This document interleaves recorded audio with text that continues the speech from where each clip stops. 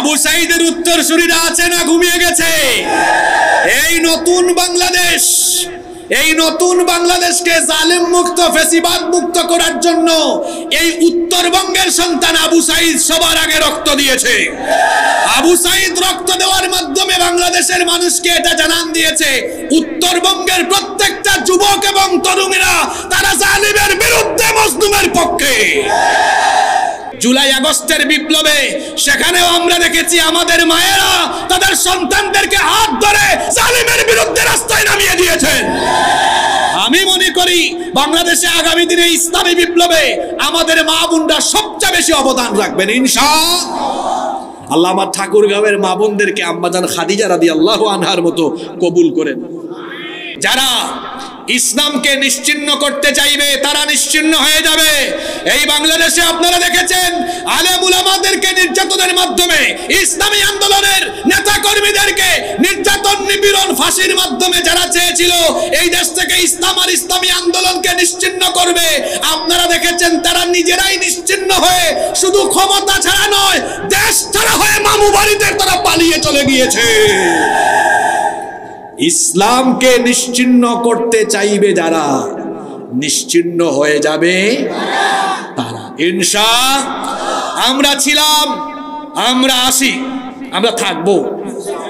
আমরা কি গত 16-17 বছর পালায়া কেউ কি দিল্লিতে, লন্ডনে, আমেরিকায় গিয়েছে নাকি?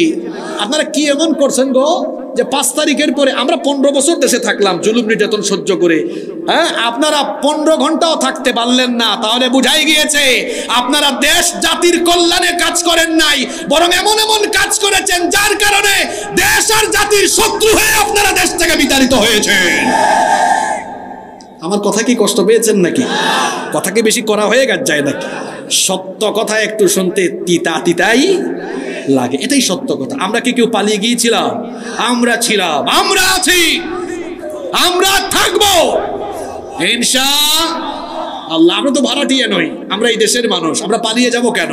আমরা আছি, আমরা থাকবো ইনশাআল্লাহ। আল্লাহর নবীকে আল্লাহর দেওয়া আইন কোরআন দিয়ে দেশ পরিচালনা করেছিলেন। জোরে বলেন করেছিলেন, জোরে বলেন করেছিলেন। কার আইন দিয়ে? কত বছর? কার আইন দিয়ে? কত বছর? কার আইন দিয়ে? কত বছর? তাহলে বুঝা গেল কুরআনের আইন দিয়ে রাষ্ট্র পরিচালনা করা এটা নবীর আদর্শ, এটা আল্লাহর হুকুম, এটা রাসূলের আদর্শ। এই বাংলাদেশে এখন কেউ কেউ বলে কুরআন দিয়ে রাষ্ট্র পরিচালনা করা ধর্ম ব্যবসা। যারা এই কথা বলেছে কালিমা পড়ে নতুন করে তওবা করে মুসলমান হওয়া লাগবে। কুরআনের আইন দিয়ে রাষ্ট্র পরিচালনা করা ধর্ম ব্যবসা নয়। আর ধর্ম ব্যবসায়ীদেরকে আপনারা চিনবেন না, আমরা ভালো চিনি। শোনেন, বাংলাদেশের মানুষ ধর্ম ব্যবসায়ী কিন্তু চিনে। বাংলাদেশের মানুষকে আর ধোঁকা দিতে পারবেন না। যারা নির্বাচন আসলে হঠাৎ করে লেবাস পরিবর্তন করে, হঠাৎ করে কথাবার্তা পরিবর্তন করে, ধর্মের কথা বলে, আর ধর্মীয় গুরুত্বপূর্ণ ব্যক্তিদের কাছে গিয়ে ধর্ণা দেয়, আর ক্ষমতায় গিয়ে ধর্মের বিরুদ্ধে কাজ করে, এরাই হলো বাংলাদেশের প্রকৃত ধর্ম ব্যবসায়ী।